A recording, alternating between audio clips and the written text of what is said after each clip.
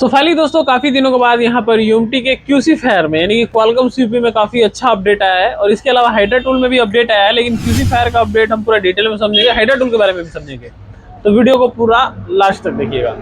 तो सबसे पहले अगर हम बात करें अपने यूएमटी का, जिसका अपडेट हम प्रॉपर आपको देते आए हुए हैं बहुत दिनों से, मतलब हमेशा से हम यूएमटी का अपडेट आपको हमने दिया है। तो सबसे पहला यहाँ पे अपडेट की अगर बात करें तो यहाँ पे देखिए ओप्पो, रियलमी और वन प्लस का यहाँ पे एडेड मॉडल में है और ये है आपका अभी अपडेट वर्जन 12.9 का अपडेट है।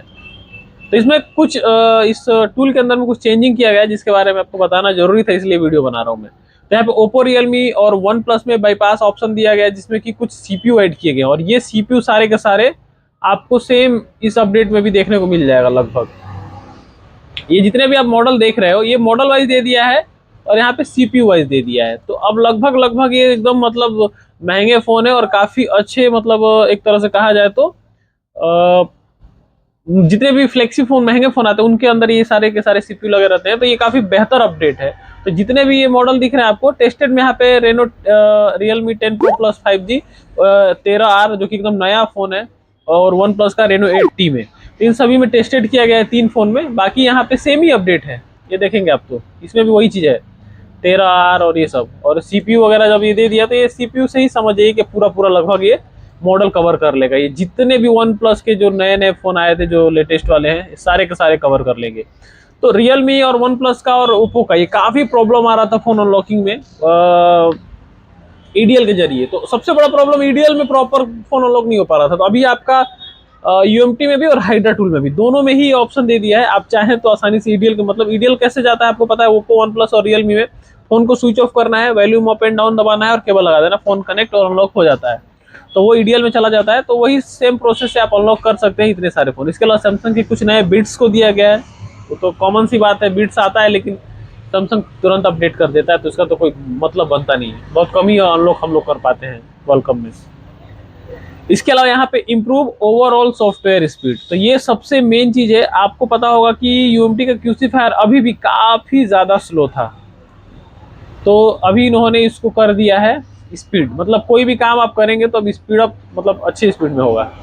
इसके अलावा अपडेट मॉडल सर्च फंक्शन, अब यहाँ पे एक अपडेट किया गया है, ये भी टाइम बचाने वाला अपडेट है। अब यहाँ पे पहले क्या होता था, जैसे हम यूएमटी क्यूसी फायर यहाँ पे अगर खोलें तो अगर आप लोग गौर करेंगे तो यहाँ पे पहले क्या होता था, हमको यहाँ पे पहले मॉडल, यहाँ पे कंपनी सर्च करो, फिर यहाँ पे मॉडल ढूंढो, फिर इन्होंने अपडेट दिया सर्च का कि यहाँ पे कंपनी सर्च करके यहाँ से मॉडल वगैरह सर्च कर सकते थे। लेकिन अब ऐसा इन्होंने कर दिया है कि डायरेक्टली यहाँ पे कुछ भी सर्च, कुछ भी नहीं करना है।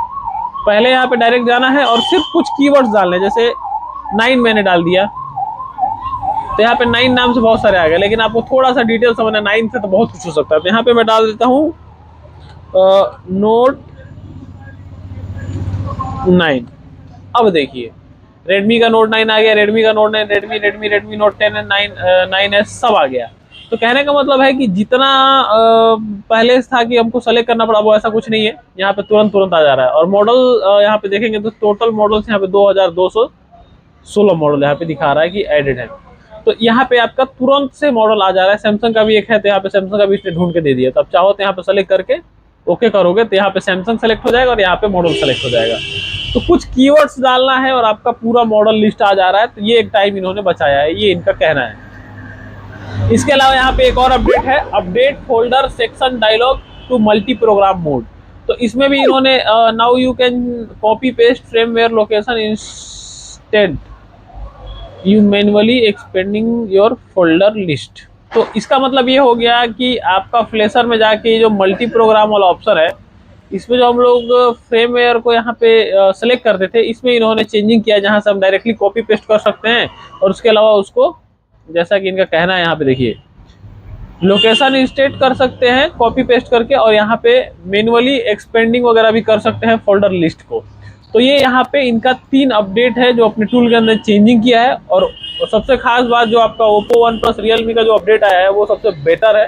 इससे क्या है, आपका टेंशन खत्म। अभी ओप्पो, वन प्लस का प्रॉपर काम करने लगा तो मजा ही आ जाए।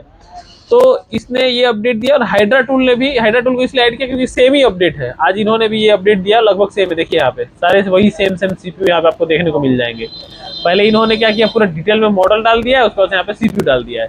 तो UMT का ही सेम अपडेट इसमें भी आया हुआ है, दोनों लगभग सेम ही है। जो आपके पास दोनों में से कोई भी है तो काम चल जाएगा। तो बस यही था अपडेट। अगर आपको अपडेट अच्छा लगा तो लाइक करिए, चैनल को सब्सक्राइब करिए, और वीडियो अगर पसंद आ रही है आप लोग को आ रही होगी तो आप लोग चैनल को सब्सक्राइब कर सकते हैं। तो बस इस वीडियो में इतना ही। जय हिंद।